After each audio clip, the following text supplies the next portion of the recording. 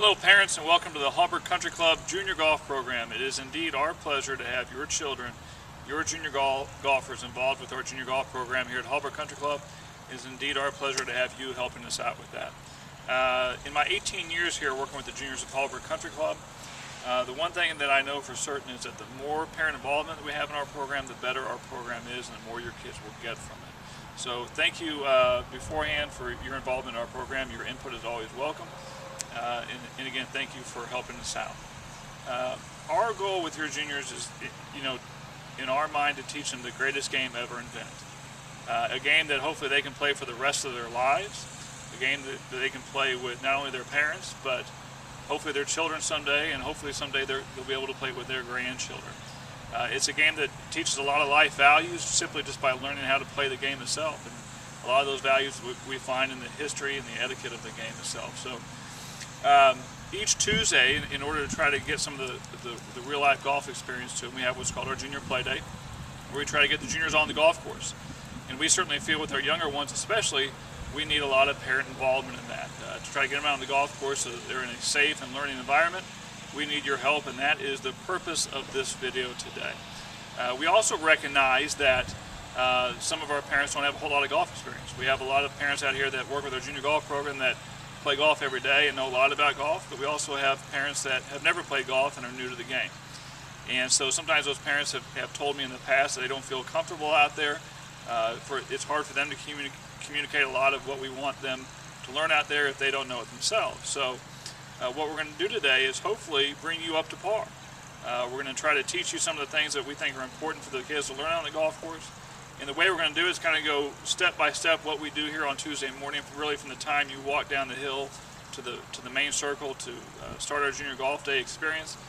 From the time you leave, hopefully give you a step-by-step analysis of the program so that you know what's going on, and that when you're out there walking with your children and walking with a group of children, that the children are safe and they're learning, and so forth and so on. So enjoy this video, and if you have any questions, please feel free to call me at the golf shop anytime, 913-345-1011, or you can email me at liampga@sbcglobal.net. Thank you and enjoy. So what happens when your 6 or 9 hole golfer come to play on Tuesday morning? Right now I'm standing in the cart staging area of Hallberg Country Club, which is located on the very southwest end of the pro shop.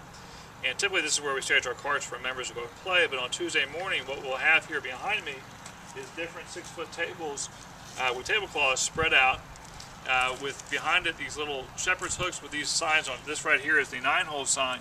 We also have a check-in area for 3-holers, a table for 3-holers, 4-holers, 6 holes, and 9 holes, and 18 holes. And so what we want your 6 or 9-hole junior golfer to do is to walk down the hill. The 9-holers play at 7:45. We would like them here to check in a little bit early, 7:30, 7:35. They're going to walk down the hill, they're going to find their respective table with the sign on it, and we would like them to do this themselves, just come in and say, "Hi, my name is so-and-so, I'm here to play junior golf today, I'm checking in." Located on that table is also going to be a sign up for next week as well. And if they plan to play next week, we want them to write their name down, and if they're not going to play, we don't want them to write their name down, obviously. This is where they may need a little bit of help from you, as they may or may not know their own schedule. But we would certainly like them to kind of get in the habit of checking themselves in. Part of the golf and the individual responsibility aspect of it. If they have any 6 or 9 holers have any certain requests, I want to play with so and so, feel free at that time to give it to the parent walking coordinator that they are checking in with. But what we would like for them to do at that time is to come over to my left. There's a little lawn area here, and if they store their clubs for junior golf here, they'll just come and find their set of clubs, look thoroughly for it, and then come over here and stand with the rest of the golfers. What oftentimes happens with 6 and 9 hole golfers is they kind of hang out around the table, and so it makes it more difficult for the other junior golfers to check in. So we'd like for them to kind of clear out of that area once they've already checked themselves in. Let's talk about the 9 hole junior golfers. So 9 hole junior golfers don't have any clinic or any type of thing beforehand. They take their instructional separately from Tuesday mornings. So what happens is my parent walking coordinator is going to kind of organize the groups based upon the request, based upon what parents are here to walk, trying to get the parent to walk with their own child, things of that nature. And so they're going to make the groups, and they're going to hand me a sheet for you as a parent walker but it's going to have a list of who's in the group. And at that time, I'm going to call those 3, 4, 5 junior golfers over and talk to them about something we're trying to focus on that day. Each week we have an etiquette focus. It might be repairing a ball mark on a green, might be picking up trash on the golf course, breaking the bunker, something like that. But I'm going to kind of give them a little spiel real quick about what there should be a focus on that day. At that time, I'm going to hand you the sheet. It's an information sheet that you should read, and then it also has a score sheet on the back of it, so you can keep score for the 9-hole junior golfers or the 6-hole junior golfers, whichever you're doing. And then we want you to get them to the first tee. Junior golfers will either tee off holes number 1, 2, 8, or 9. So I kind of can, since we're teeing off at 7:45 and most of the golfers are here ready to go, we try to spread out play on those 4 holes so not everyone's waiting on number 1. So I may advise you to tee off on number 9 or number 8, number 1, number 2, respectively. If you don't know your way around, that's fine. I also here to help you get this group up there. I have some young men that help me out here that they're going to help you give a ride to the group as well. We do like to ask you to wait for all 4 kids to make sure we have at least 2 carts to run them up, because we don't like the kids to hop on the back of the carts. It's just not a safe way to transport them from one spot to another spot. We don't want any juniors falling off the carts. So we just ask the juniors to be patient, wait for us to get another person here to help transport them out there. If you don't know where you're going, that the young man or young lady who's working for us will help show you the way. The 6-hole junior golfers, we ask them to check in about 8 o'clock in the morning. They start play at 8:15.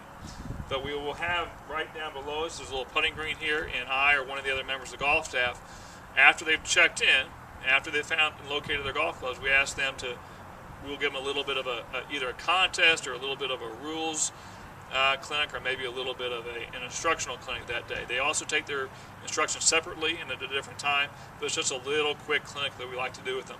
And that also gives our parent walking coordinator time to kind of get the groups organized and ready to go. And then once that has happened, we'll kind of go through the same procedure again that we did with the 9-holers. I'll kind of take each group to the side, all 4 and pull to the side, get the walking coordinator with me and talk about what we're going to focus on that day. And then I'm going to have you and, like I said before, one of the young men, we're going to drive out to different holes. The 6-holers play holes 13 through 18, but we may start you on any one of those holes. So you may start on hole 13, 14, 15, 16, 17, or 18. And essentially do it a shotgun style. So if you start on 17, you'll play number 18, then go to 13, 14, 15, finish on 16. And again, if you don't know your way around out there, myself or one of the young men who's driving and help you drive the golfers out there will help show you the way. So that's what we do here on Tuesday morning after we check them in, and we'll bring you out on the golf course and show you what we're going to do out there. Thank you.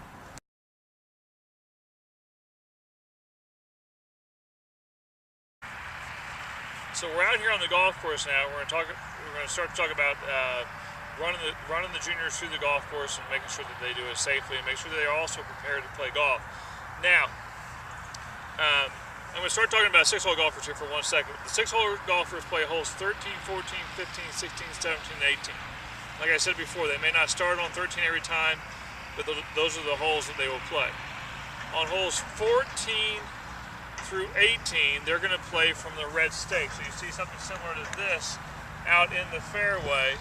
On hole 13, the par 3, they're going to play from the normal ladies' red tee box. And even on that hole, I like to move the junior golfers up to a red stake. There's just, that hole has so much weeds in front of it, there's nowhere a real good place to put red stakes. So again, the 6-holers will tee off from the red stakes, with the exception of hole 13 where they'll play the red tees. The 9-holers essentially going to play the red tees, the ladies' tees, the whole way around the whole front 9, holes 1 through 9. Now, the reason we put them at different tee boxes, like the ladies' tees, the red tees, or the red stakes, is so that they can play the course kind of to the equivalent of an adult could. So, for example, for me, on a par 4, it will take me usually 2 good shots to get to the green. A par 5 will take me 3 good shots to get to the green, and a par 3 will take me 1 good shot to get to the green. So I try to put the red stakes at an area where an average 6-holer could get to the green in 2 shots. So that's why we put the stakes out in the fairway, so they're playing the course at the same length, and essentially that an adult would, or an equivalent length than an adult would. Now, with 6 and 9 holders both, they've both been, both those groups have played enough golf that they ought to be prepared to play golf when they go out. And what I mean by that is they ought to have several tees in their pocket. Everyone should absolutely have a ball mark prepared tool in their pocket, which I'll show you here in a little bit what we're going to do with that. And they should also have plenty of golf balls to play a round. Now, my pet peeve is when the junior golfer will show up with a range golf ball. We don't want our juniors or anyone out here playing golf with our range balls, because those are for the driving range, and that's where we want to keep them. I provide the junior golfers, if necessary, plenty of golf balls. So when they're back at the check-in table, if they need golf balls, they don't have 7, 8 balls to play around a golf with. I have a basket of balls for them to just grab balls from. Okay, so there's no reason they should ever be playing with the range balls. I'll provide them with enough golf balls that come off the golf course or left in golf carts or so forth and so on. So they will have plenty of balls to play golf with. Now, ideally, 6 and 9 holders, when they tee up, whether they're teeing off between the tee markers or these red stakes that I have out there for the 6 holders to play from, they're going to tee the ball up. And ideally, they tee it up anywhere between the stakes, and they also have a little room behind them, 2 club lengths, okay? The biggest deal that I want to talk about is safety. So as a junior golfer gets up here to swing, their swing is going to accommodate for a certain amount of room. Okay, and in golf, the biggest fear that I have when the kids get on the golf course is that someone's going to get hit by a moving golf club or by the ball that moves. And I know for a fact with junior golfers, that ball can go anywhere, can't go backwards, okay, I wouldn't think, but it can go 90 degrees sideways and it can go anywhere in front of it. So, when thinking about junior golf and thinking about the rest of the group needs to be attentive to the golfer that's hitting the ball off the tee. And ideally, they're going to be standing over here to the side of them. So hopefully you can still see me over here, farther away than I am, okay? Far enough away to get out of their eyesight, their peripheral eyesight. They can stand somewhat behind them over here, but they can kind of even stand where the camera is, where you're filming from, where I'm filming from. But I certainly don't want them at all in front of me, even if it's at a slight angle way to the side. I don't want them close enough that they're going to get hit by a golf club. And what oftentimes happens in summer is that we can lose the handle to this thing a little bit, especially when the kids don't have proper golf clubs, and the club will be a little slick. So we want to make sure that we're not, behind me over this way, so that the club's flying out of my hands when I swing, that they'll get hit by that golf club or golf ball. So, one of the major responsibilities that parent walkers have is to make sure that the other children in the group, besides the person that is hitting, is attentive to where they're standing in relationship to the junior golfer swinging the club, and to make sure that junior golfer that's swinging the club is attentive to where the other people in the group are at. This gets more complicated when the junior 6 and 9 holders walk through the course. So ideally, they're all playing their own ball, which we'll talk about here in a second. They're going to hit a shot. They're going to go to that, wherever that ball ends up, and hit it again. They're going to go to wherever that ball hits and hits again. And you're keeping track of 4 different golf balls there. So one junior golfer may kind of skip up in front of someone that's already hit. So let's say a junior golfer is here hitting. He's got another junior golfer up slightly in front of him because he's going to his ball. We need to get that junior golfer aware that there's a person behind him hitting, and he needs to step back a little bit. Oftentimes on TV, we see the PGA Tour professionals walk ahead of one another while they're hitting. So I might be hitting here, there might be another PGA Tour professional up there waiting to hit. That's fine, they're PGA Tour professionals. They're not going to hit it sideways like that. Junior golfers, amateur golfers oftentimes hit it sideways. As we're progressing through the golf course, as we're progressing through the hole of play, we need to make certain that those juniors don't get in front of the person whose shot is furthest away from the hole. Ideally, as you're walking through the hole, the person furthest away from the hole is going to hit the next shot.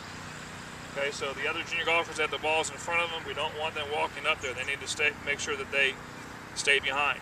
Now, ideally, in both 6 and 9 holers, they've advanced to the stage that they can all play their own golf ball. That's kind of one of the criteria that we have to becoming a 6 or 9 hole junior golfer, is that the junior can play their own golf ball. It means they're confident enough and skilled enough they can hit a shot, go up and hit the next one, go up and hit the next one, and do so in a manner that Doesn't take them all day to do it, or 20 to 30 shots per hole or something like that. That's an ideal world. Oftentimes we have the situation where we have an older junior that they're not as advanced as some of the kids at their own age because they haven't played the game at a younger age, or because they're just simply not as good for whatever reason. But they don't want to participate with the kids that are much, much younger than them. So we have a little bit of a quandary in that, and we want to encourage them to come out and play golf. We want them to have fun out here. So to some extent, hopefully it doesn't happen very often, we have to put kids that are not as skilled sometimes with a group of kids that are more skilled. So if you have, here's what I'm trying to say. If you leave it, I'll leave it up to the parent walker discretion. Ideally, 6 to 9 holes are all playing their own ball. But if you have several kids that just simply aren't good enough to play their own ball and do it in a timely fashion and keep up with the other groups on the golf course, if you notice there's 2 or 3 groups waiting behind you to play, there's no one in front of you, and that's because your kids aren't as good, the kids that you're walking with aren't as good, well then we can encourage that group to do some kind of scramble. The scramble is where all the juniors would hit from the starting point, the tee areas. They'd pick the best shot, and then they would go from there. Okay, that way the group would move through a little bit quicker, and it would make the game a little bit more fun for them probably as well. So the biggest thing as far as safety is concerned is we're really trying to make sure that the kids aren't going to get hit by a moving golf club or by a golf ball. Okay, so if we just follow the guidelines that I just presented to you, I don't think we should have much of an issue with that. Thank you, and we're going to move up here by the green here a little bit and talk about care of the course a little bit.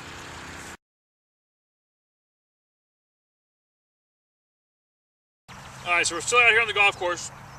2 more topics of discussion. We're going to talk about care of the golf course. We're going to talk about bunkers, and we're going to talk about the green. There are several other things that you deal with when you deal with care of the golf course, but they're so plentiful that we won't mention all of them. But the 2 big ones for me for junior golfers are the greens and the bunkers. Now, before I do that, I want to mention one thing that I forgot to talk about earlier. Ideally, especially 6 and 9 holers, they're walking the entire golf course. Okay, you're more than welcome as a parent walker to take a cart, and sometimes it's often very helpful to get the kids from one hole to the next hole.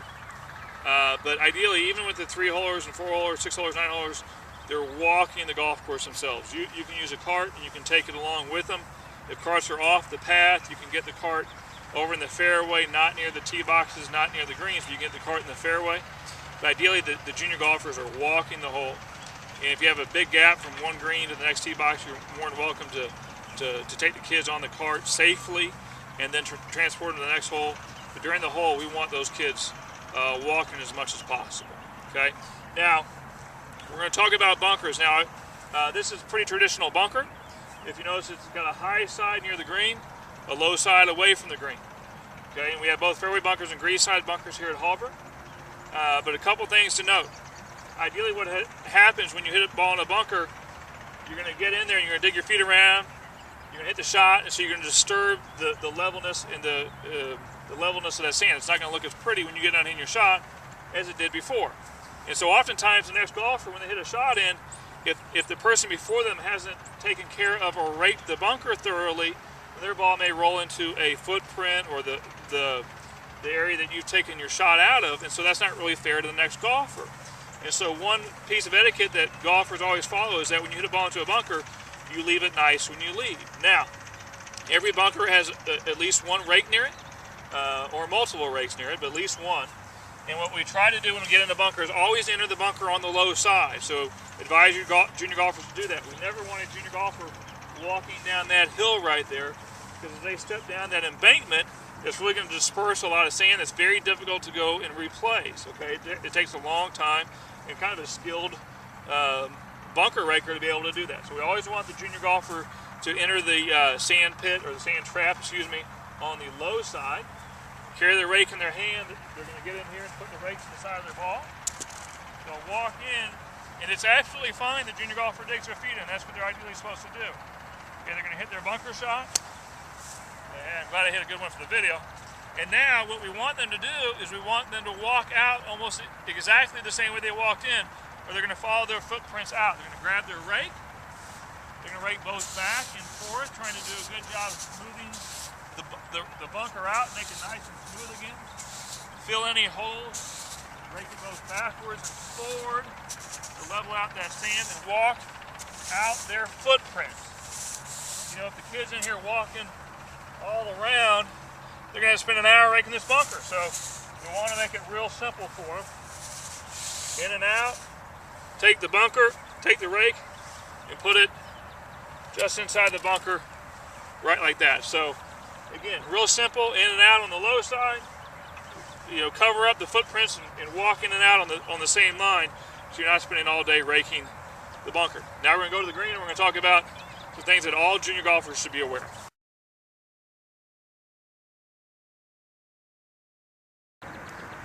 All right, so now we're on the green here at Hallbrook Country Club. For those of you that don't play golf, the green, even though the entire golf course is hopefully green, the green is the area with the shortest mown grass, and it's also the most delicate grass. It's the grass that it could die very easily, for lack of better terminology here. And golfers, as part of good etiquette and part of the care of the course, have to know that there are things that they can do to help the green out and help to maintain its good condition. Now, ideally, you know, when I put on a green, I want my ball to roll as smoothly as possible. There are things that golfers do that can cause that not to happen. Okay, for example, when we hit a shot into a green, it creates a dent in the green. Okay, if we hit a ball in from any decent distance away, so 30, 40 yards, you're probably going to create a little bit of a dent in the green. And so when the ball creates a dent in the green, if I'm hitting a putt, my putt rolls over that dent, that ball is going to hit the dent, either slow down or get kicked sideways. So that green would be considered not very good condition. So we always want to repair, when a golfer hits a ball into a green, we always want to repair that ball mark, okay? So a ball mark, like I said, is a small hole in the green, and I just created one. It's right here.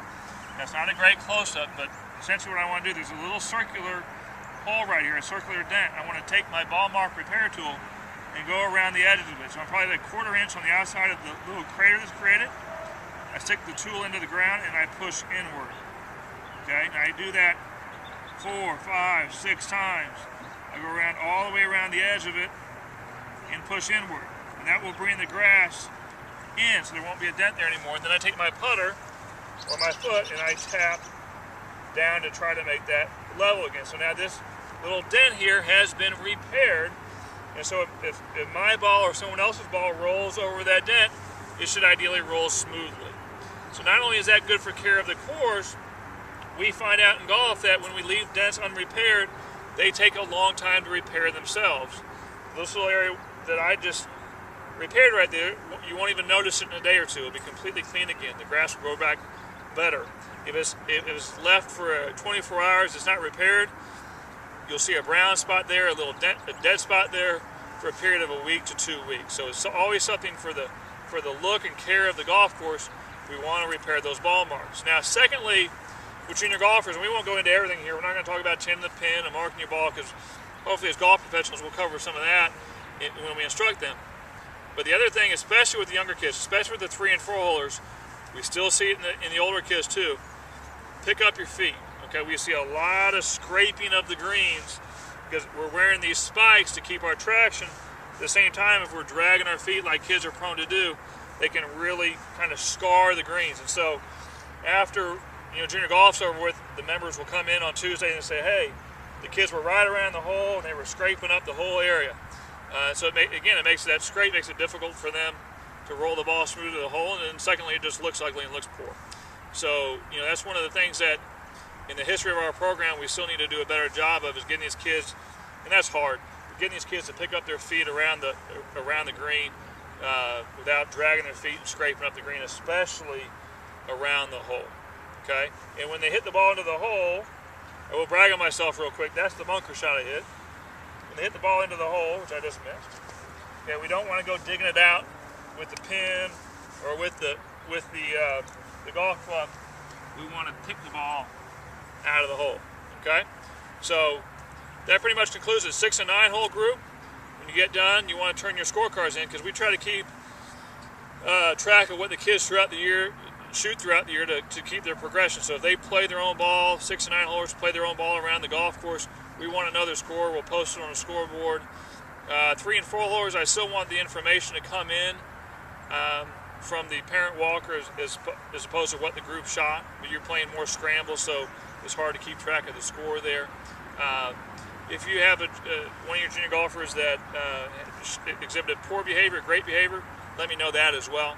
If we have junior golfers that are certainly just out of place as far as being in the right hole group, and they're way out of place and they're holding the group back, I want to know that information as well. So, and again, we'll try to handle that, and we'll try to be receptive to all the issues we have during junior golf. But this is kind of a little training so that you as a parent walker are more comfortable when you're out here. You know what we're looking for. And hopefully this helps you feel more comfortable on the golf course so that you know what you're doing, and it gets the junior golf experience to be a little bit better. Thank you, and we'll see you out on junior play days.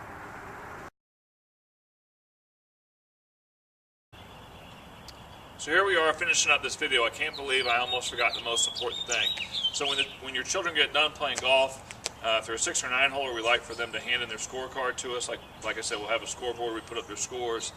But then the best part, we get to come over on the patio and have cookies and lemonade. So make sure the junior golfers get a cookie and lemonade. They'll hang out for a while, they'll talk with their friends, they'll socialize, which is an important part about learning the game of golf, and have a little fun and relaxation when they get done. One more small thing, we do have a lightning detection system here at Hallbrook. So if at any point you're out there and you hear a large horn go off, that's a sign that the conditions in the atmosphere are ripe for electricity to be coming to the ground. And so as soon as that horn goes off, we ask all golfers and all parents to let's get yourself in here. There's a possibility that that kind of thing may clear, and then there's 3 short blasts with the horns. But for the most part, if we hear the lightning go off on a Tuesday morning, the lightning detection system go off on a Tuesday morning, with the time constraints we have, we're probably junior golf is over with. If the weather looks bad on Tuesday morning, check your email before you come out, because I will try to email the entire group about the plan for that morning. So let's have a great summer. See you around.